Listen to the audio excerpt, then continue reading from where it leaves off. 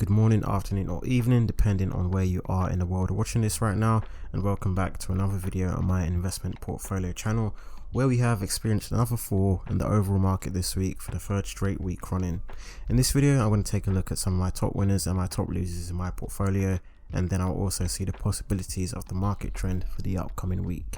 But before all of that, let's take a look at my pies, and right now they are saturated in the color I want them in, green. I've actually invested in another ETF this week as well as another dividend stock. I won't go into depth as to why I decided to purchase each one, but the new ETF I purchased was a healthcare ETF because, let's face it, health, pharmaceutical, biopharmacy and all of that nonsense is always going to be a part of our lives, and it's an ever evolving industry, especially with the advancements in technology.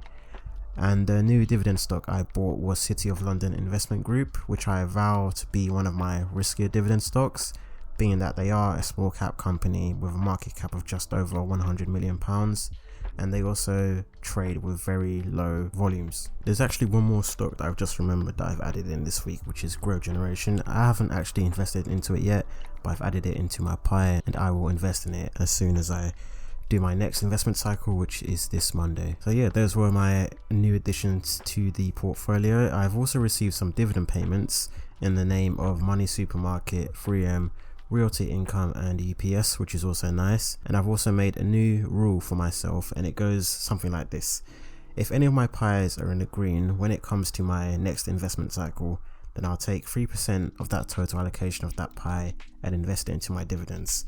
So for example, say my growth pie is first of all in the green. If the value of that pie is £100 at my next investment cycle, I'll withdraw 3% from that £100, which is £3, out of the pie, and then add that onto the amount I will invest into my dividend pay.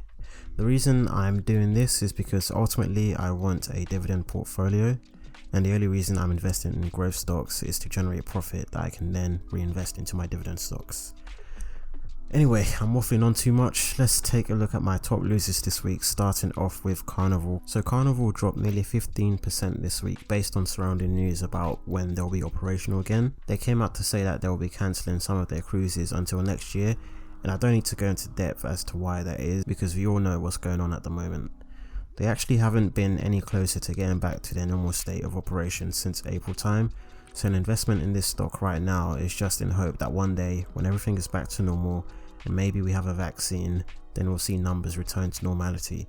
But as for right now, they're still in the slumps, and the constant pushbacks regarding their date of opening is taking subsequent beatings to their share price. The other top loser this week in my portfolio lies with MoneySuperMarket. I wasn't able to find any specific news as to why it dropped so much as it did this week, but with the fear of a second lockdown lingering about because the people that run this country are impotent and delusional when it comes to decision making, it's not too difficult to come up with a possible reason as to why this drop may have happened. And you can kind of see this general fall in a lot of UK stocks as well, as highlighted in the FTSE 100, so it's not too surprising as to why MoneySuperMarket took a big drop this week, especially as it's in the financial area. But yeah, those are my top losers this week. I think that's probably the fastest I've ever covered my top losers this week because there wasn't really too much news around that. But without further ado, if we go take a look at my top winners this week, we have Tesla to start off with, which actually helped Elon Musk increase his net worth the most out of everyone this week by $13 billion. Battery Day is quickly approaching, with a lot of excitement behind it, helping it recover from the heavy drop we saw a week ago for Tesla's share price. On September 11th, Elon tweeted that many exciting things will be announced at the battery event, and if I'm being honest, Elon is an intelligent guy first and foremost. I think we all know that. And when I look at his tweets, his opinions don't seem to over-exaggerate or overcompensate for something, especially when the content he's talking about is serious.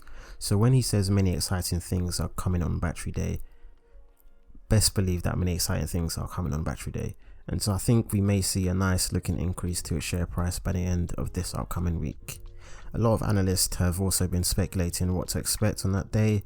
Morgan Stanley analyst Adam Jonas said in a note that revelations like a 1,000,000-mile battery or a big jump in battery production capability could be a narrative changing for the company. And a Wedbush analyst, why did I say that so weird? A Wedbush analyst, Daniel Ives, said in a Thursday note that Tesla could bring its cost of production below a threshold of $100 per kilowatt hour, which would enable the company to be more profitable, which I think is a very important thing for Tesla right now. I mentioned in, I think it was my last video, that the only reason that they were profitable after releasing their Q2 earnings report was due to the ability to sell their environmental credits, or whatever they're called.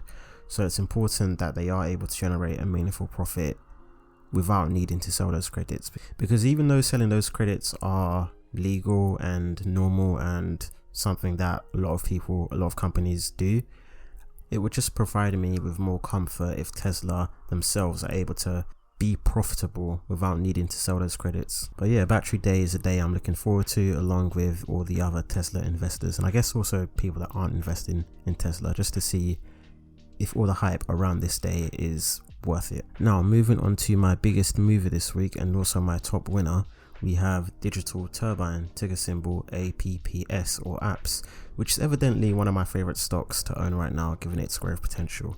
And why this stock has gone up this week, once again, I am not 100% sure. I read an article that some analysts made some changes to their existing positions in terms of the amount of shares they owned. For example, Goldman Sachs reduced their stake in Digital Turbine, but other firms such as Greenhaven Road Investment Management, Granahan, I don't know if I pronounced that correctly, Granahan Investment Management, and State Street Corp increased their positions. So different firms have played around with the number of shares that they've owned, and I guess a lot of positive news around the company with the inclusion of some expected good earnings in their next report. It's not that surprising why this company has enjoyed their share price going up. And yeah, those are my top winners and top losers in my portfolio this week. So I just want to briefly touch on what's been going on in the market recently. And obviously we have seen a sell-off in the markets, mainly spearheaded by the technology sector.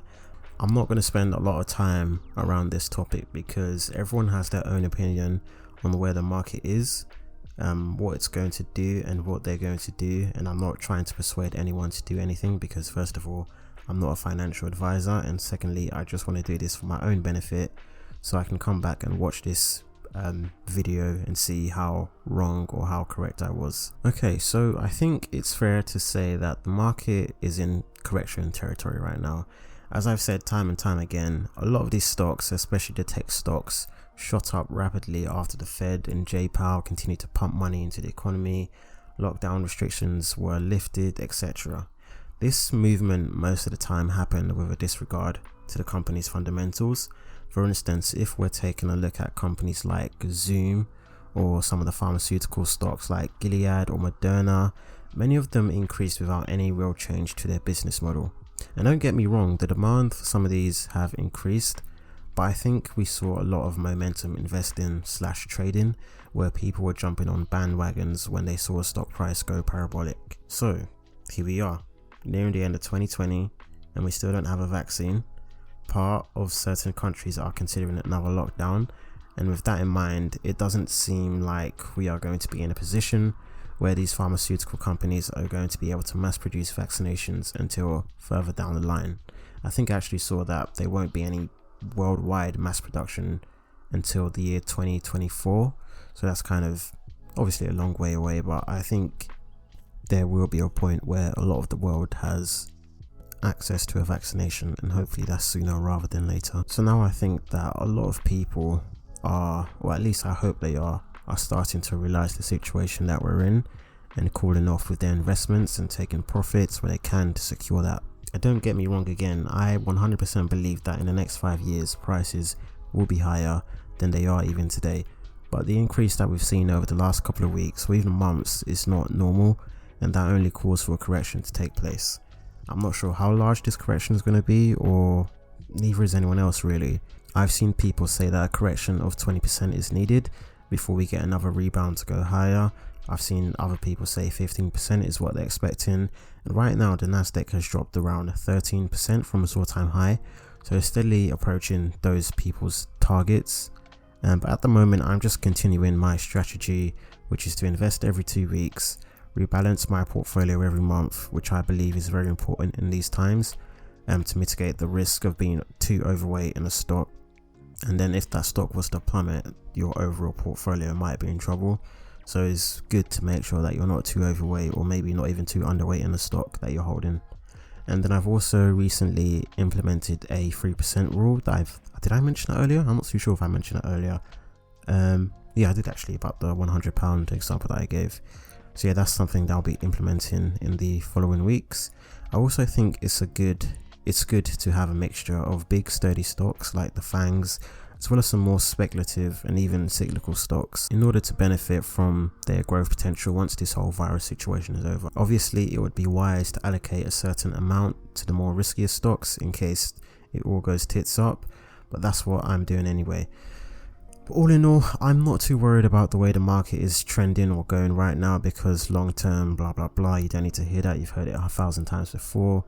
But yeah, I'm not too worried, and I'm a true believer that consistency produces the best results. So I'm going to keep doing what I'm doing, and if there was one advice I would give, is to just make sure that you're doing the right thing, you're not getting too emotional.